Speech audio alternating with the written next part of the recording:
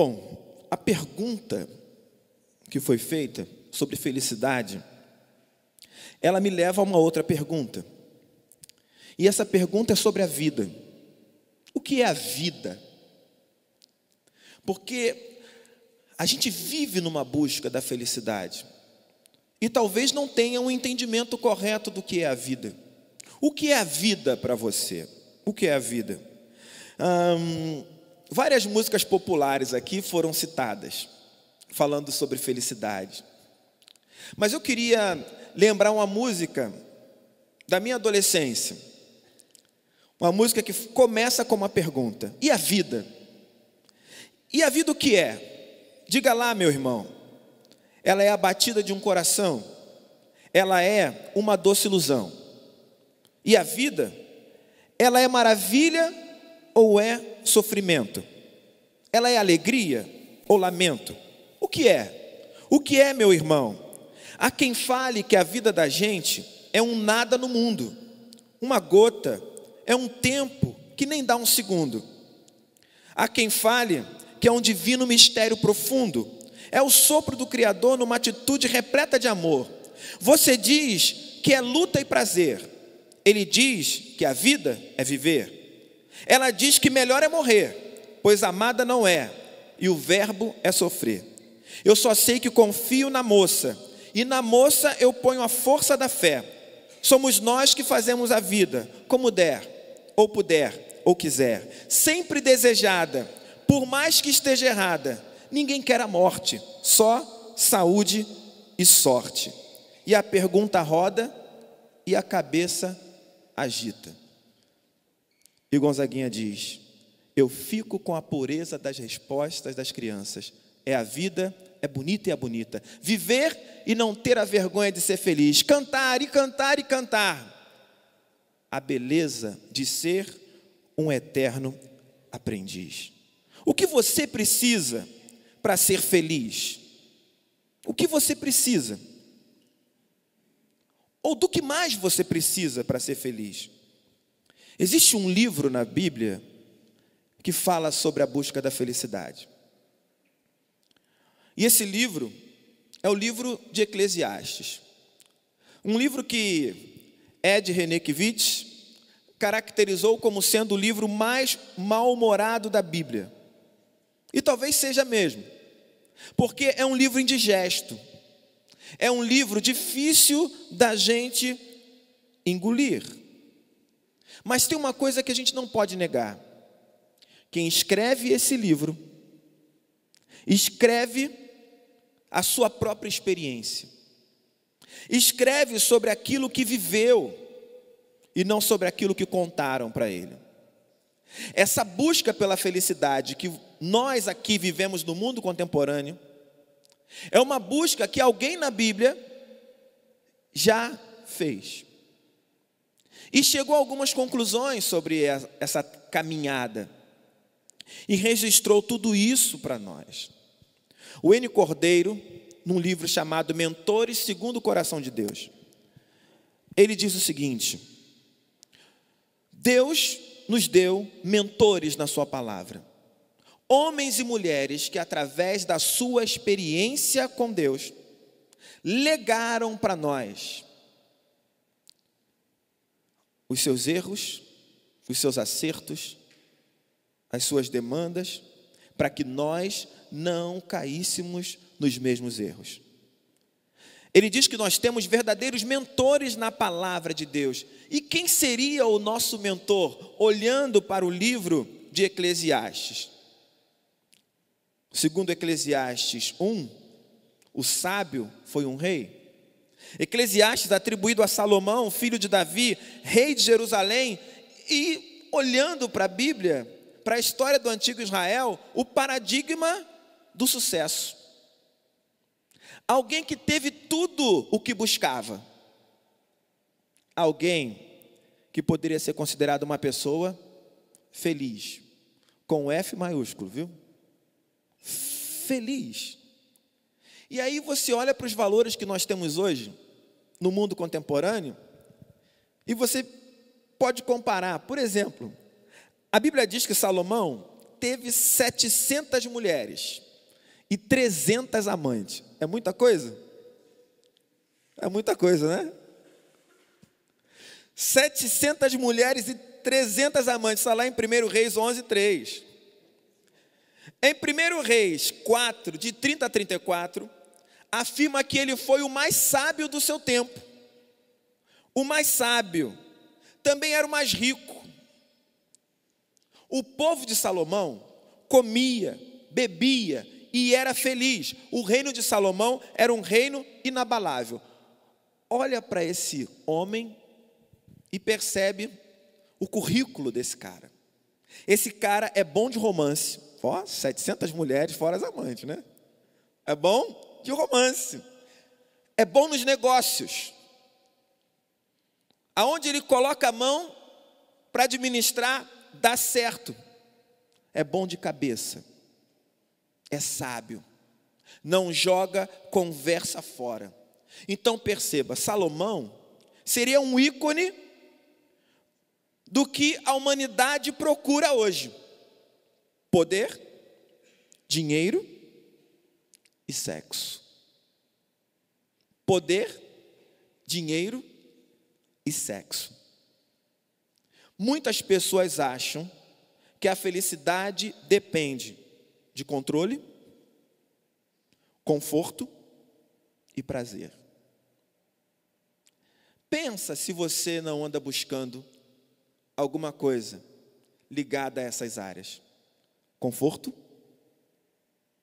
controle e prazer.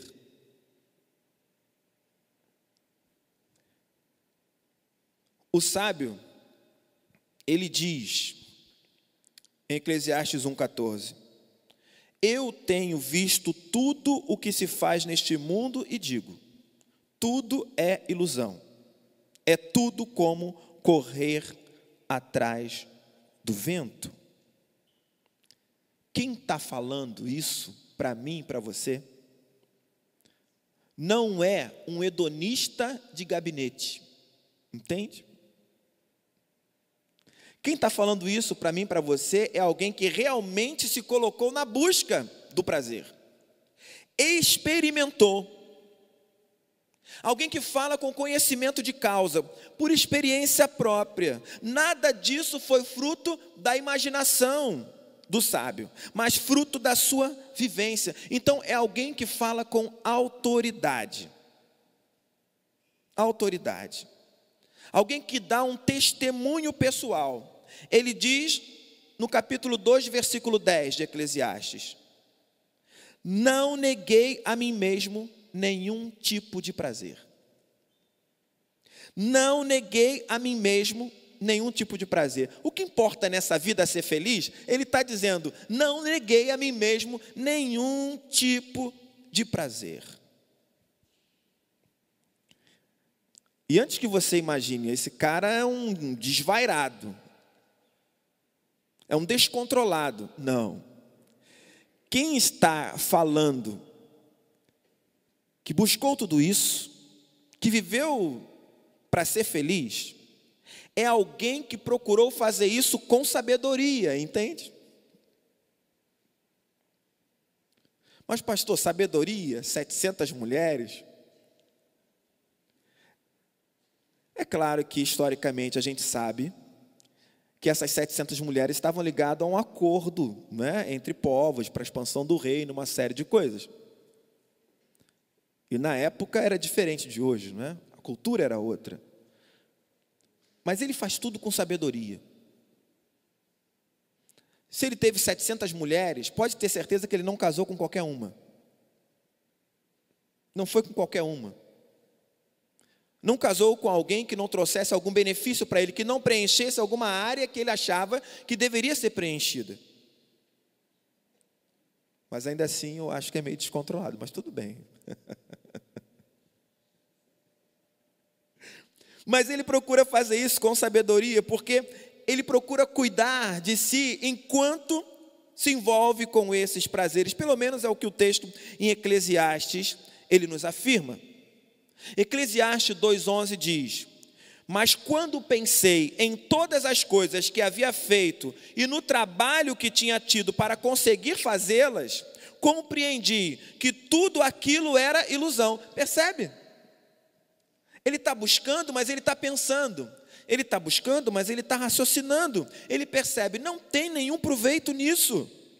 Era como se eu estivesse correndo atrás do vento. E a gente tem esse testemunho para não cometer os mesmos erros. Pense em todas as coisas que você gostaria de viver e ainda não viveu. Pensa em todas elas, entende? Em todas as sensações que você gostaria de ter sentido e não sentiu. Tudo o que você gostaria de ter e nunca teve. Pensa nessas coisas. Pensa. Agora fica com raiva, porque o autor de Eclesiastes experimentou tudo isso, cara. Não dá uma invejazinha? Experimentou tudo. É isso que ele está dizendo. Mas será que a vida está nas coisas que ele experimentou? C.S. Lewis, ele diz: Deus não pode nos dar felicidade e paz à parte de si mesmo, porque isso é impossível. Você entende? Deus nunca vai nos dar uma felicidade que não esteja conectada a Ele. Isso é impossível. Jesus disse isso. Nós seríamos felizes se fizéssemos o quê? Praticássemos o que Ele disse. Se praticássemos. Não há felicidade para nós rompida com o que Deus tem para nós, com o que Ele nos chamou para ser. Então a gente olha para a vida de Salomão em Eclesiastes e entende que a vida não está nas coisas que nós buscamos. A felicidade não está nas coisas que nós buscamos. Mas, pastor, existem coisas que, se eu não tiver, parece que eu não tenho vida. Não é um fato também? Ou é só comigo que isso acontece? É só comigo? Tem alguma coisa que você acha que, se você não tiver, parece que a vida não é completa? Eu fiz uma pergunta no encontro ontem de homens. A pergunta é: o que, se fosse tirado da sua vida, você acharia que a vida não valeria a pena? O irmão parou para pensar bastante. Pensou. Provavelmente ele pensou em coisas, mas ele disse assim: olha, eu estou há mais de 40 anos com a minha esposa. E eu acho que se eu a perdesse, ia ser difícil me levantar.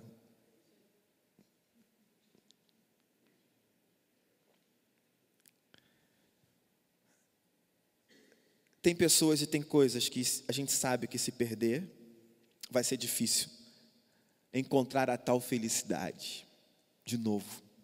Mas será que a nossa felicidade deve estar atrelada a coisas e pessoas? Essa é a pergunta. Essa é a pergunta. Porque nós queremos que as coisas nos tragam felicidade e bem-estar. Opa, só as coisas não. Também as pessoas. Nós somos utilitaristas.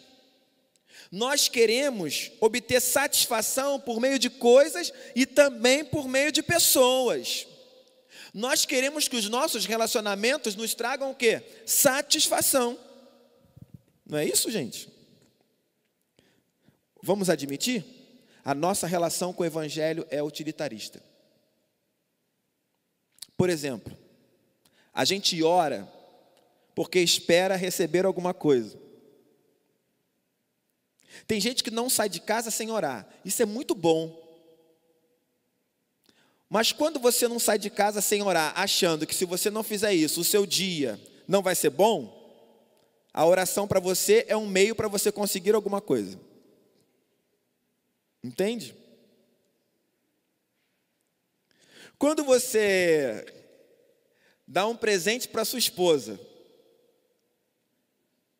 esperando que ela te dê uma outra coisa, irmão, você está usando ela. A nossa relação com as coisas e com as pessoas, ela é utilitarista. A gente vem para a igreja e canta, às vezes para se sentir bem, sentir, sabe, aquela emoção. A gente ouve o sermão, ou vem para o culto, para poder talvez ser o ponto alto da nossa semana. É isso. Sempre usando as pessoas, usando as coisas, usando Deus, usando o Evangelho, para que a gente possa conseguir algo. Porque disso depende a nossa felicidade. Mas e se Deus não nos der nada?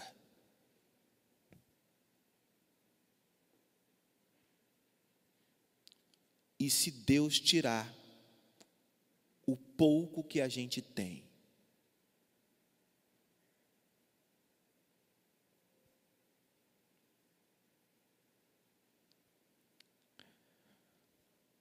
A minha felicidade, e hoje eu posso reconhecer isso, ela sempre dependeu dos meus filhos. Recentemente eu estava lendo um livro chamado Deuses Falsos, para uma série de mensagens na igreja. E eu comecei a ler aquele livro, eu estava digitando e lendo ao mesmo tempo. E de repente, na digitação, surgiram perguntas. Você tem um falso Deus? Resposta: não. Jamais. Quando você está acordado, com o que você sonha? Quando você dorme, sobre quem ou o que são os seus pesadelos? O que você tem medo de perder? O que, se fosse tirado da sua vida não valeria a pena? Em que você investe as suas energias, as suas emoções? O que te preocupa mais? O que te deixa inquieto?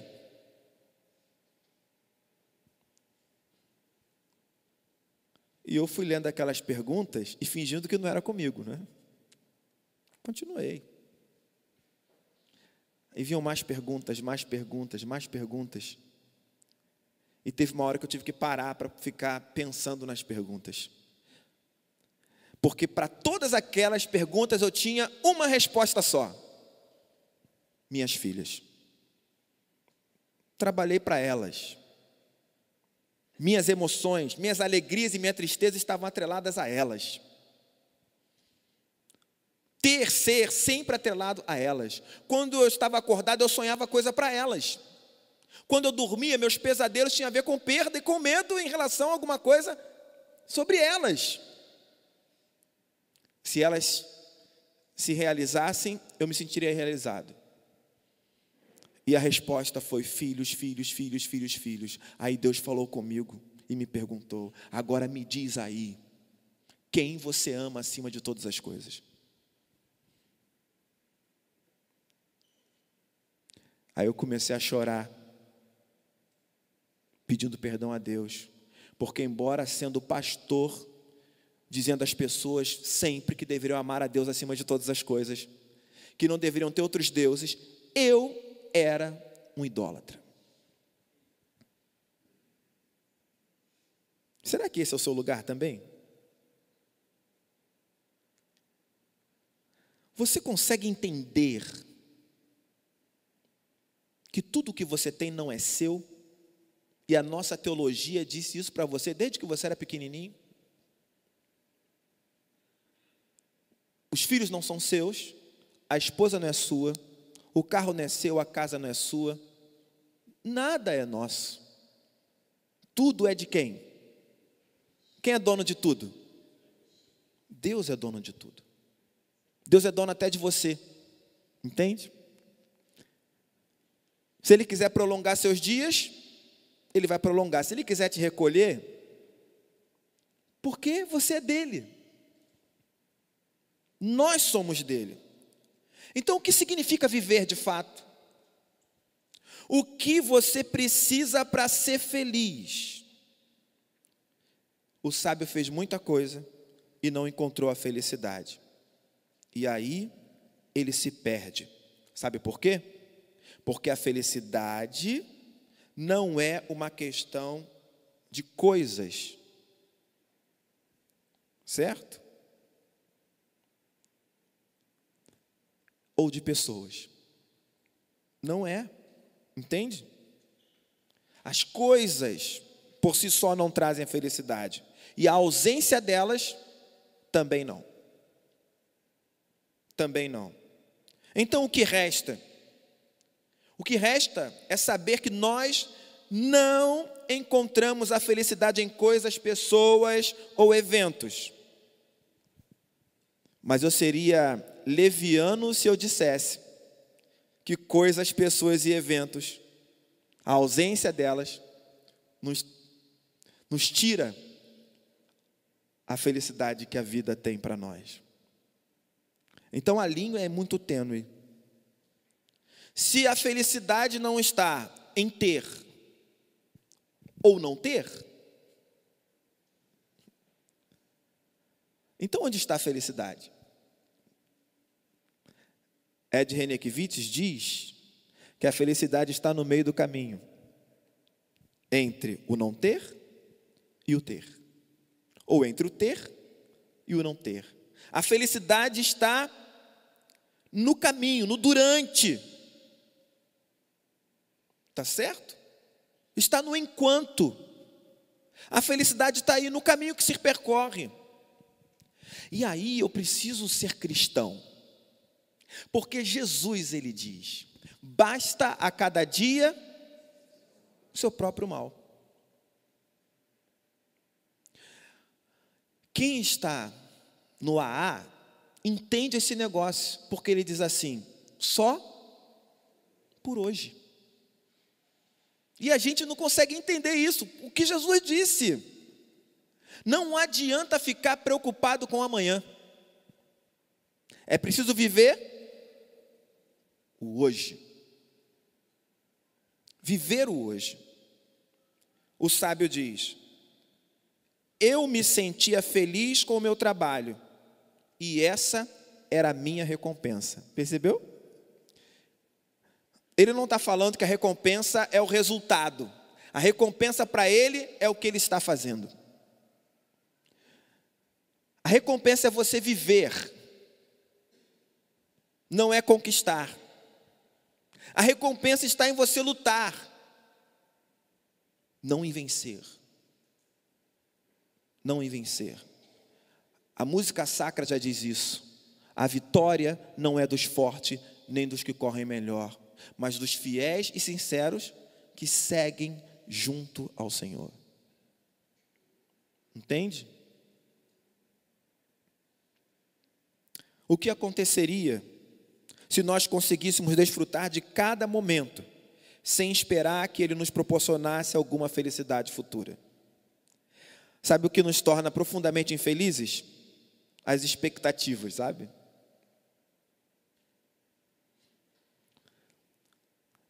Ter expectativa é normal, não é? Mas muito cuidado, porque a sua expectativa pode te levar à inquietação e à ansiedade. Na realidade, a gente não sabe o que Deus pretende fazer. A resposta certa a gente ainda não sabe. Uma coisa eu tenho certeza, e aí é o versículo que centra a minha vida. Salmo 139, versículo 16. Todos os meus dias foram escritos no livro dele. Cada um deles é escrito e determinado quando nenhum deles havia ainda. Ou seja, tendo ou não tendo, sendo ou não, todos os meus dias estão no livro dele. Eu preciso me contentar com isso.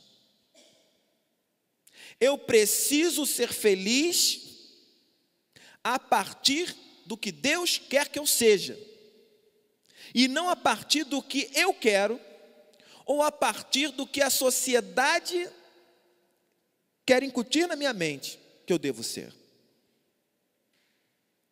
E eu não vou lembrar exatamente a frase do que foi cantado aqui, vou tentar lembrar, não é? Você é o que você vê em mim. Isso para nós já deveria nos tornar felizes. Entendeu? A gente não conseguiria desperdiçar nenhum momento se realmente entendêssemos que a felicidade está no durante, no enquanto. Mas viver o enquanto, querido, é uma atitude que devolve você a vida.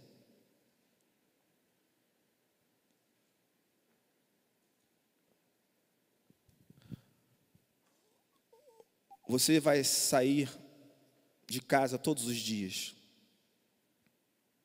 para chegar a algum lugar. O que você vê no meio do caminho? O que você vê?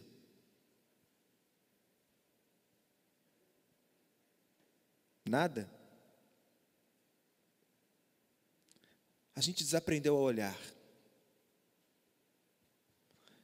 A gente esqueceu o que é contemplar. Entende?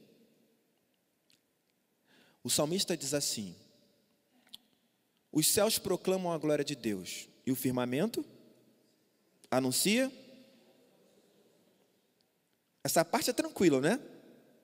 Tranquila. A pergunta é, como ele descobriu isso? Contemplando, porque ele diz assim, um dia discursa a outro dia. Ué, então ele não ficou contemplando um dia só. Ele ficou sentado observando, um dia após o outro. E ele percebeu que todo dia o sol sai do seu aposento e se dirige para se recolher a outro aposento. E ele fala sobre o trajeto do sol. Cara, você já reparou que o sol, ele nasce mesmo? E existem momentos do dia que ele está em lugar diferente? Você reparou que existem lugares que você consegue ver o sol e a lua ao mesmo tempo? E que isso foi colocado lá para abençoar você? A gente esqueceu disso. A gente não sente mais o cheiro das flores. A gente não sente o sabor da comida. A gente sente e agradece a Deus pelo alimento. Senhor, obrigado por esse alimento, em nome de Jesus, amém. Aí eu pergunto para você, o que você comeu ontem? Jargão popular, eu não lembro nem o que eu comi ontem. Qualquer pessoa poderia falar isso, menos você. Entende? Porque você sabe que tudo o que está no seu prato, Deus concedeu a você para a sua felicidade. Meu amigo, você tem que saber se tem sal ou doce. Você tem que saber se tem canela na sua comida. Você tem que saber se está com alho ou sem. Você tem que diferenciar o sabor das carnes, cara. Você tem que tomar café.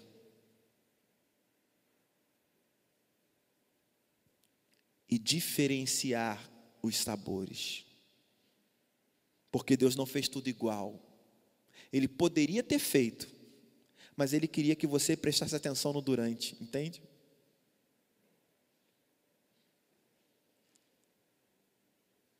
Minha esposa chegou para mim essa semana e falou assim, tem um pássaro novo cantando aí, né? Eu falei, mas ele já está aí há semanas. E eu posso provar, porque quando eu vi pela primeira vez, eu peguei minha máquina, fui lá e tirei uma foto dele. Você entende quantas coisas Deus nos deixou no durante, no enquanto? Em vez de ficar lamentando pelo que você não tem, presta atenção no que Deus te concede. Felicidade, irmão. viva a sua porção de felicidade, certo? Em vez de ficar esperando uma gratificação por serviços prestados, porque isso é correr atrás do vento. Volte a viver o hoje, entende?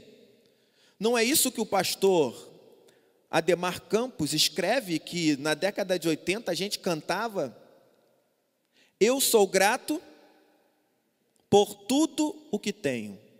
Tudo o que? Você é capaz de descrever?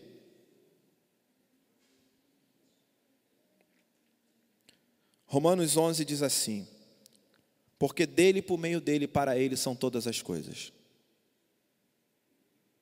Porque dele, por meio dele e para ele são todas as coisas. Porque dele.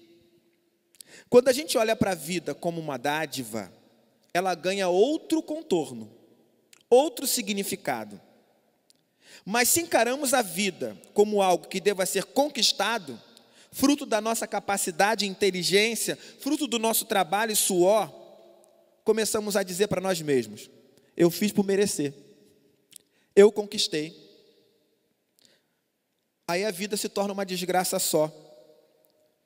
Ela custa caro demais. Entende? Ser próspero e desfrutar da prosperidade são coisas distintas. Muito distintas. Jesus olha para uma multidão, para ralé, olha para os discípulos, aponta para ralé e diz: verdadeiramente prósperos, bem-aventurados, felizes são eles, porque eles são pobres de espírito, porque eles são limpos de coração. Jesus não fala sobre o ter, mas sobre o ser, entende? Sobre o ser. Só quem reconhece a dependência de Deus para tudo pode ser realmente feliz. Por meio dele. Entende? Quando você se relaciona com as coisas através de Deus, você se relaciona com Deus. Ter coisas é muito bom, né? Ter é bom. Quem acha que não é bom ter? Ter é bom. Você fundamentar sua vida nisso não é bom, mas você ter é bom. Quando eu entendo que o que eu tenho veio por meio dele, aí se torna melhor ainda. Porque quando eu for usar as coisas, eu vou usar para a glória de Deus. Quando eu for me relacionar com as pessoas que Deus colocou no meu caminho para me aperfeiçoar, eu vou me relacionar para a glória de Deus. E isso daí, querido, envolve tanto aquela pessoa que você tem prazer em estar, como aquela que você tenta desviar do caminho, entende? Bom. Aquela que você acorda e quer logo dar bom dia, e aquela que você quer se esquivar e fica esperando. Espera que fulano não poste nada, né? Não mande um videozinho, nada disso. Todas as pessoas que estão no nosso caminho foram colocadas por Deus para nos aperfeiçoar. Por meio dele. Entende? Você pede a Deus que aumente a sua fé. Você pede a Deus que te ensine a perdoar. E aí Deus vai colocar um perseguidor no seu caminho. E aí você diz assim: ó, o diabo é sujo mesmo. Fulano é um endemoniado, está me perseguindo. Mas você não orou pedindo a Deus para exercitar o perdão, a paciência, o amor? Vai exercitar como? Por meio dele. Deus não é o oposto das coisas. Ele é o pleno sentido de todas elas. Por ele são todas as coisas. As coisas, pessoas e eventos nos quais estamos mergulhados constroem nossa identidade. São o que somos e somos o que são e atendem pelo nome de vida. Claro que se você abrir mão disso, você vai ter desistido da vida, mas você precisa entender que tudo isso só tem um sentido se for por meio dele. Para ele são todas as coisas. Você tem que estar consciente de que tudo é dele e tem que ser entregue a ele. Será que a Bíblia ensina você a buscar a felicidade? Eu deixei o texto para a gente ler no final, porque eu quero ler esse texto e eu queria que você ouvisse esse texto como um testemunho do sábio, em Eclesiastes 1. Ouça bem o texto.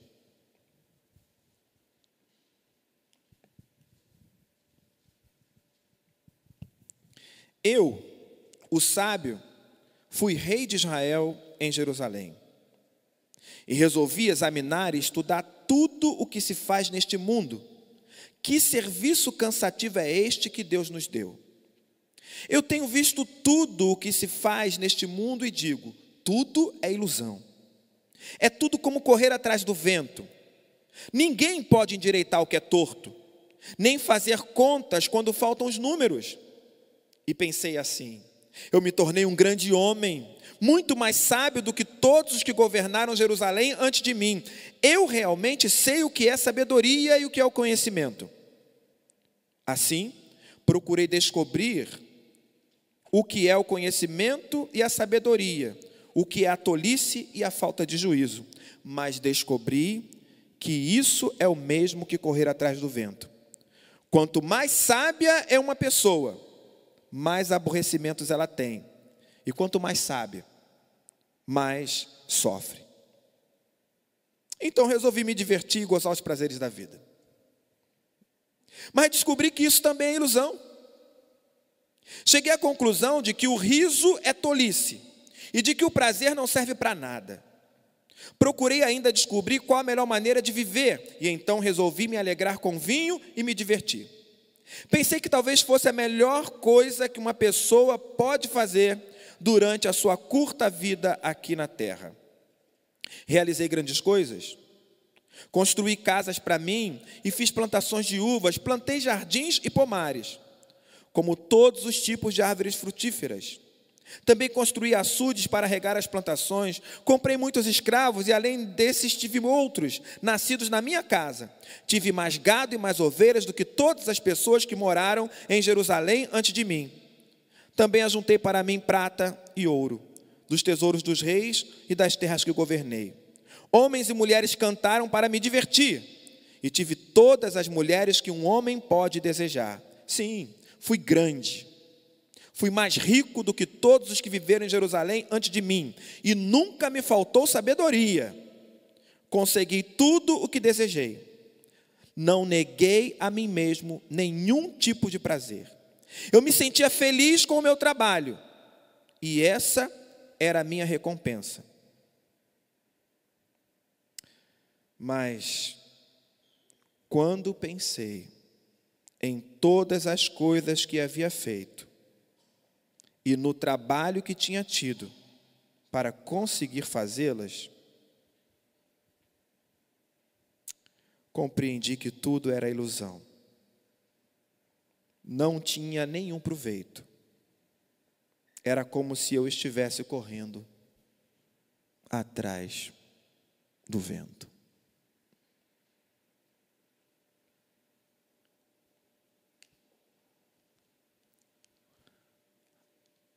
Não há felicidade sem que ela venha por e através do Senhor e para o Senhor. Coisas, eventos, relacionamentos dissociados da razão da nossa existência, que é glorificar a Deus. O sábio diz que é como correr atrás do vento. É mera ilusão. Que o Senhor nos abençoe. Amém.